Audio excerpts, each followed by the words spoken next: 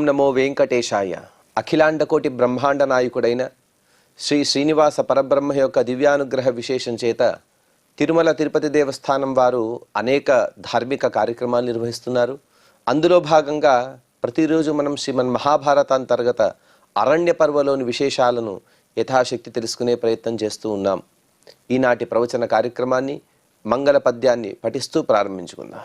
నారాయణం నమస్కృత్య నరం చైవ నరోత్తమం దేవీం సరస్వతీం వ్యాసం తతో జయముదీరయేత్. మహత్వాత్ భారవత్వాచ్చ మహాభారతముచ్యతే నిరుక్తమస్య యో వేద సర్వపాపైః ప్రముచ్యతే. శ్రీ గురుభ్యో నమః. హరి ఓం.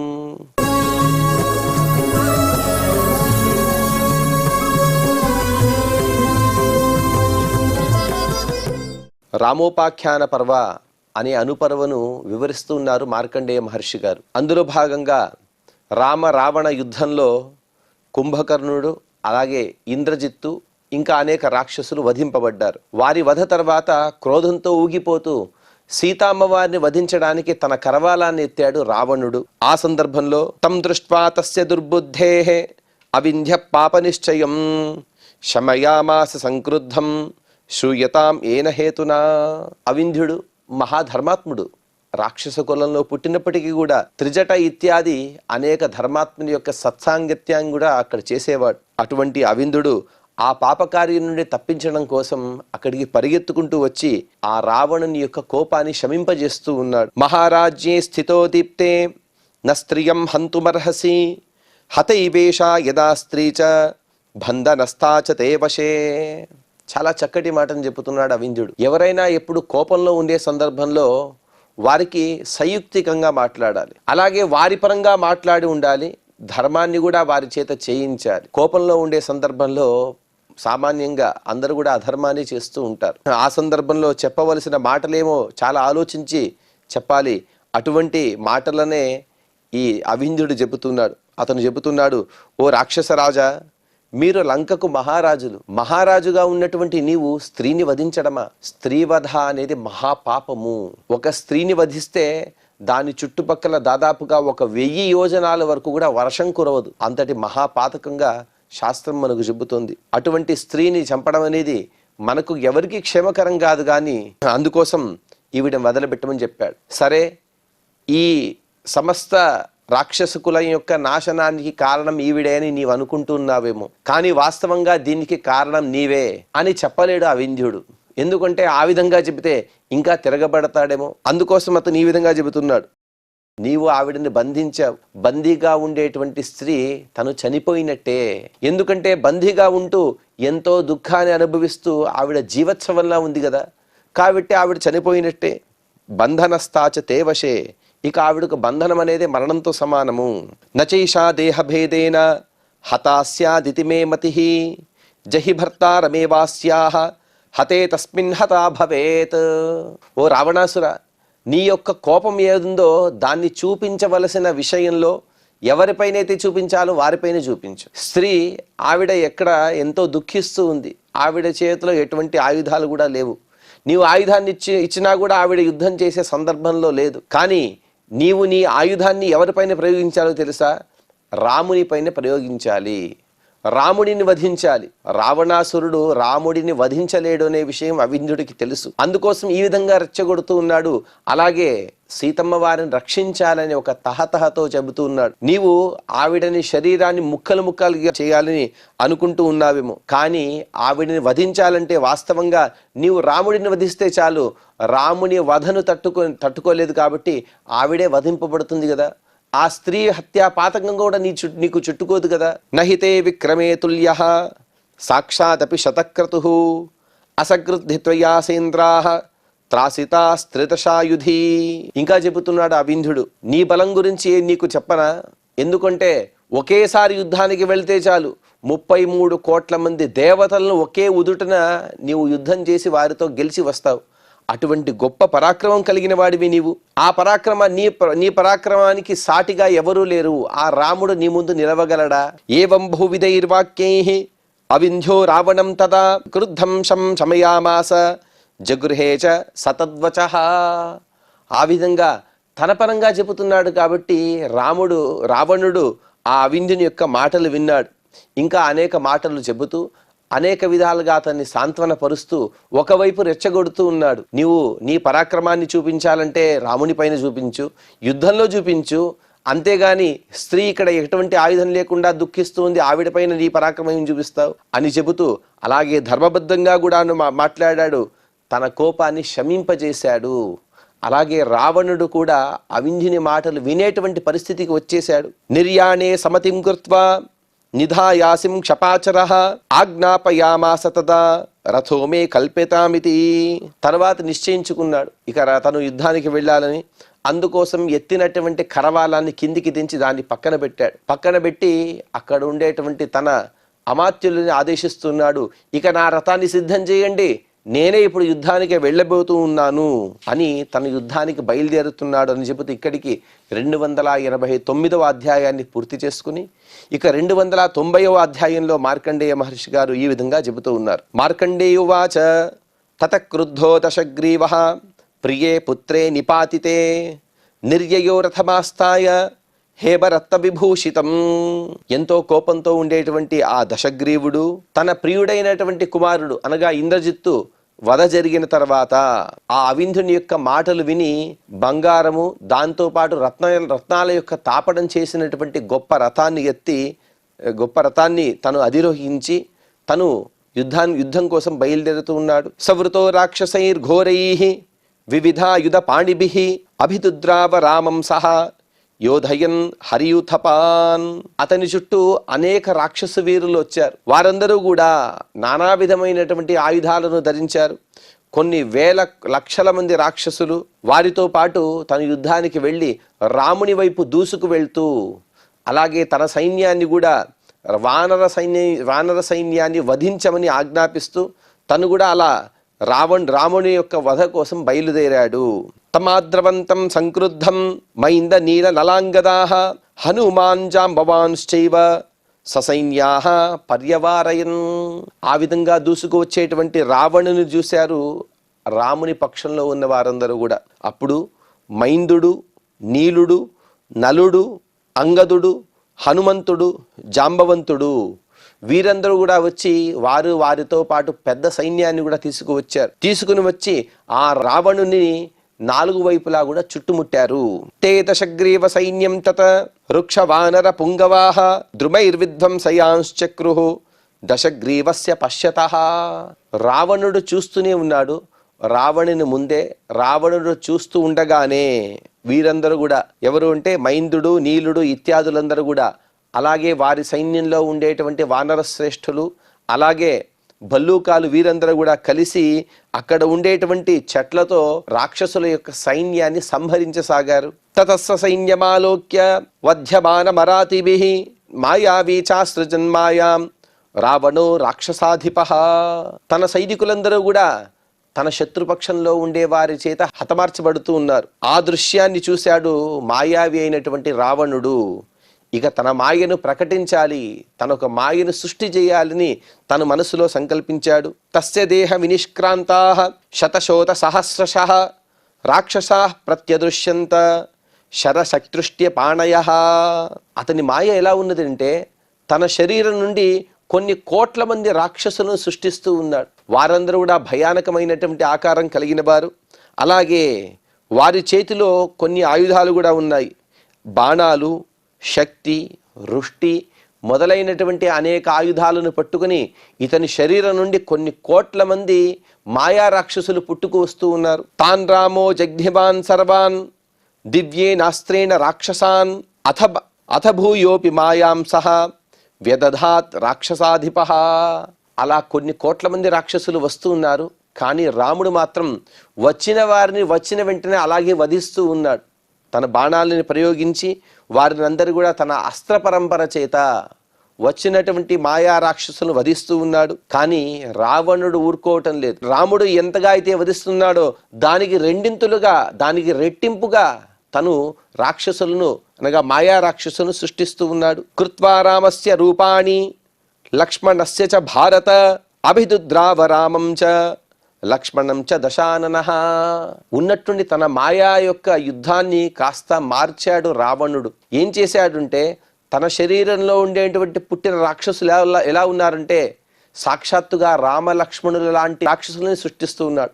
అటువంటి రూపము, అటువంటి అవయవాలు, అవయవ సౌందర్యం, అలాగే వారిలాగే ధనుష్పాణిగా ఉండేటువంటి రామలక్ష్మణులు వీరి ఈ రావణుని యొక్క శరీరం నుండి బయటికి వస్తూ ఉన్నారు. వారందరూ కూడా అకస్మాత్తుగా రాముని దగ్గరికి వచ్చేస్తే, లేకపోతే లక్ష్మణుడి దగ్గరికి వెళ్ళిపోతే నిజంగా ఉండే లక్ష్మణుడు కూడా పోల్చుకోలేము.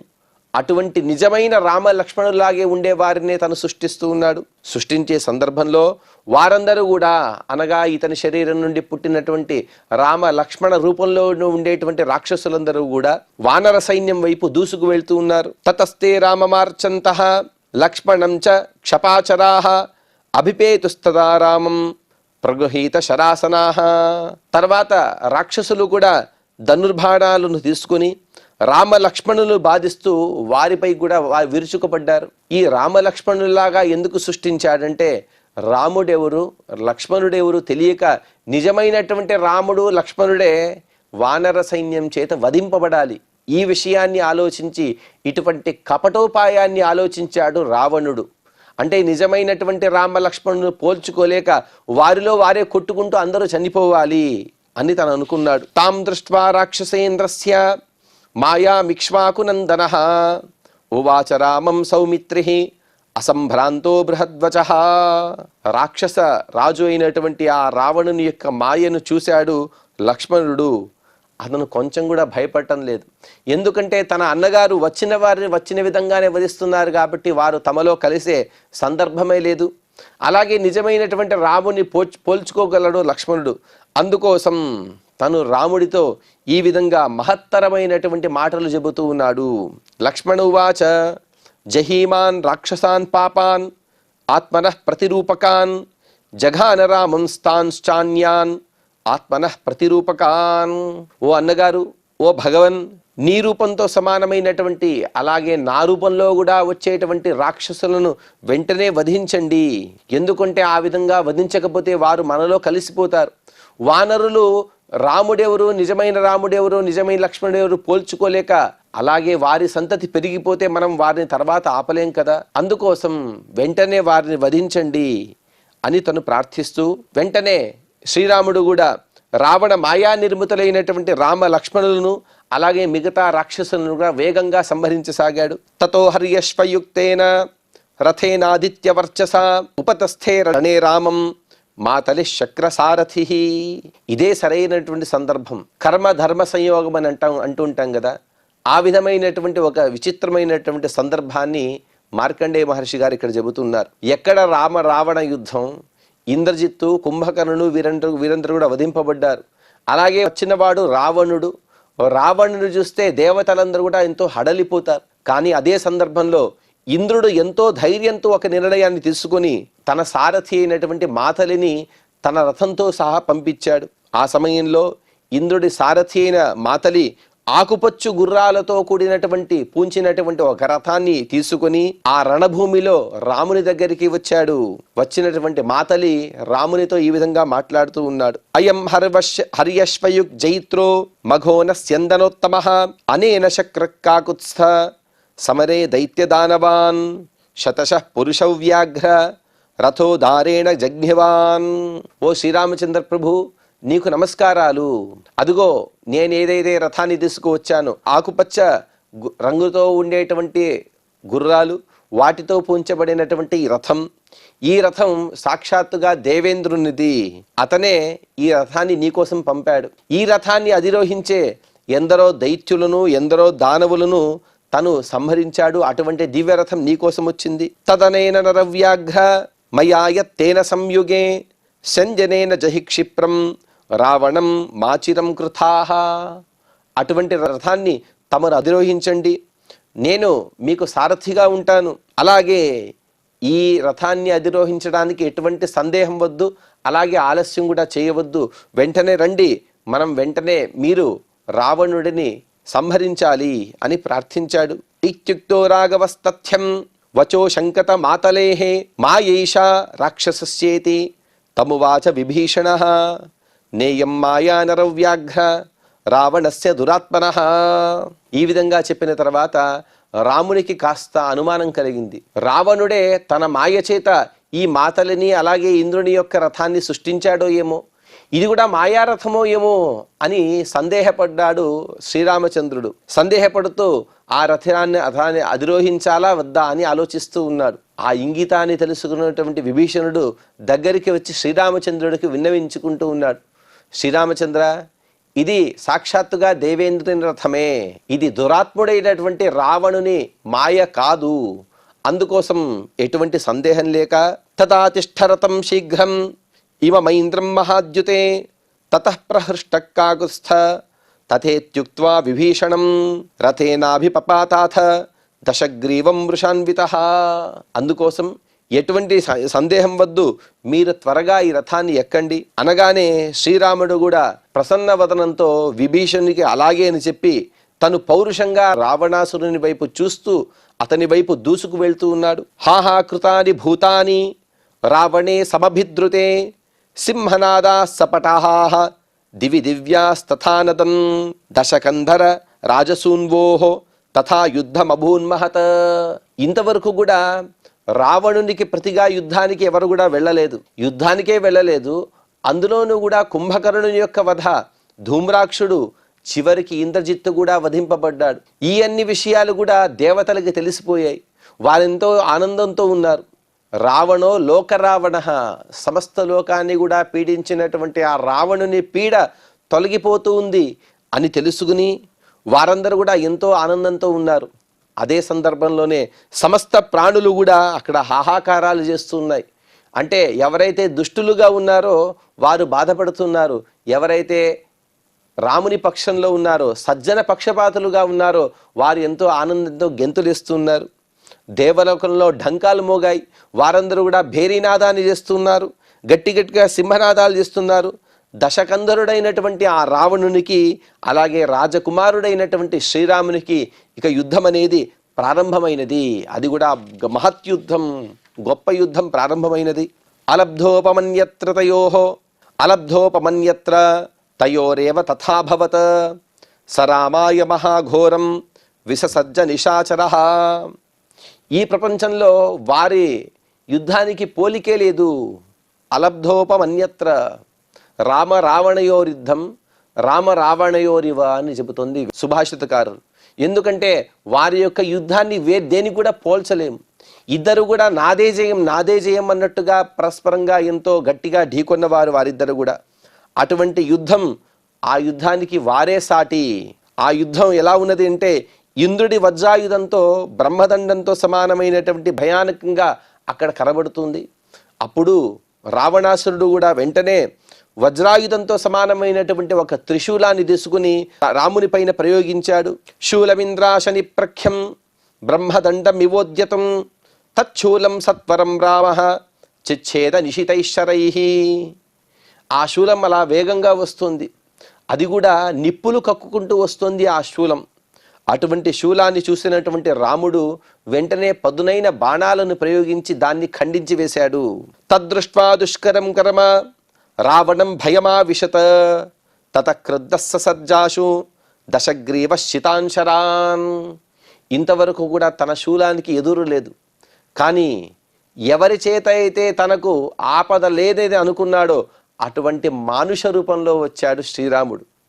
అటువంటి మనిషిగా, సామాన్య మానవుడిగా వచ్చి ఎందరెందరో దేవతలు, దేవాది దేవతలు, అలాగే యక్షులు, కిన్నరులు, రాక్షసులు తన శూలానికి భయపడి వెంటనే అందరూ కూడా శరణు కోరిన వారే. కానీ తన శూలాన్ని అలాగా ప్రయోగించిన వెంటనే గాల్లోనే దాన్ని ముక్కలు ముక్కలుగా చేశాడంటే ఈ రాముని యొక్క పరాక్రమాన్ని చూసి భయపడ్డాడు రావణుడు. అతని మనస్సులో భీతి కలుగుతోంది. వెంటనే ఇంకా కోపం ఎక్కువైంది. ఆ కోపంతో పదునైనటువంటి అనేక బాణాలని ప్రయోగించి శరవర్షాన్ని కురిపించాడు శ్రీరామచంద్రుని పైన రావణుడు.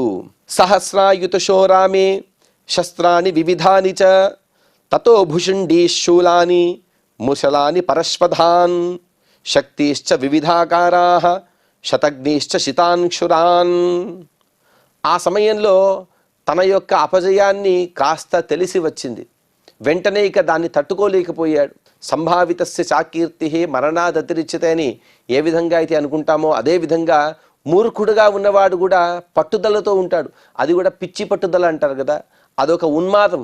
ఆ ఉన్మాదంలో ఉంటూ ఇక తనకు అపజయం తథ్యం అని ఎప్పుడైతే తెలిసిపోతుందో వెంటనే తను చేయరాని పనులన్నీ కూడా చేస్తాడు. అదేవిధంగా ఇతను కూడా వేల కొలది అస్త్రాలను ప్రయోగించాడు. ఆ అన్ని అస్త్రాలు శస్త్రాలు కూడా శ్రీరాముని వైపు పడుతూ ఉన్నాయి. అందులోనూ కూడా భుషండి అనే ఒక ప్రాచీనమైనటువంటి అస్త్రాన్ని, శూలాలను, ముసలాలను అంటే రోకళ్ళను కూడా ప్రయోగిస్తూ ఉన్నాడు. రోకళ్ళను తీసి శ్రీరాముని వైపు విసురుతూ ఉన్నాడు. పరుశువు అనగా గొడ్డలి, రకరకాలైనటువంటి శక్తులు, శతఘ్నులు, అలాగే పదునైనటువంటి ములుకులు కలిగినటువంటి బాణాల యొక్క వర్షాన్ని కూడా శ్రీరామచంద్రుని వైపు కురిపించాడు. తాం మాయాం వికృతాం దృష్ట్వా దశగ్రీవస్య రక్షసః భయాత్ ప్రదుద్రువు సర్వే వానరా సర్వతో దిశం. పైన చెప్పినటువంటి అస్త్రాలన్నీ కూడా ఒకటి రెండు కాదు కానీ కొన్ని వేలల్లో లక్షల్లో పడుతున్నాయి. అలా బరువుగా ఉండేటువంటి రోకళ్ళు ఇత్యాదులు పడితే సామాన్యులు కూడా నిలవలేరు కదా. ఎంత పెద్ద వానరులైనప్పుడు కూడా వారు కూడా భయపడుతూ ఉన్నారు. భయపడి వారు అదంతా కూడా మాయారూపమైనటువంటి అస్త్రాలే. అంటే చూస్తే భయంగా ఉంది, అలాగే గుచ్చుకుంటాయి, కానీ అవి మాయారూపంలో ఉంటాయి. వాటిని చూసినటువంటి వానర వీరులందరూ కూడా చూసి భయపడుతూ వారందరూ కూడా పారిపోతూ ఉన్నారు. తతస్సుపత్రం సుముఖం హేమపుంఖం నరోత్తమం తూణాదాదాయ కాకుత్స్థః బ్రహ్మాస్త్రేణ యుయోజః తం బాణవర్షం రామేణ బ్రహ్మాస్త్రేణానుమంత్రితం.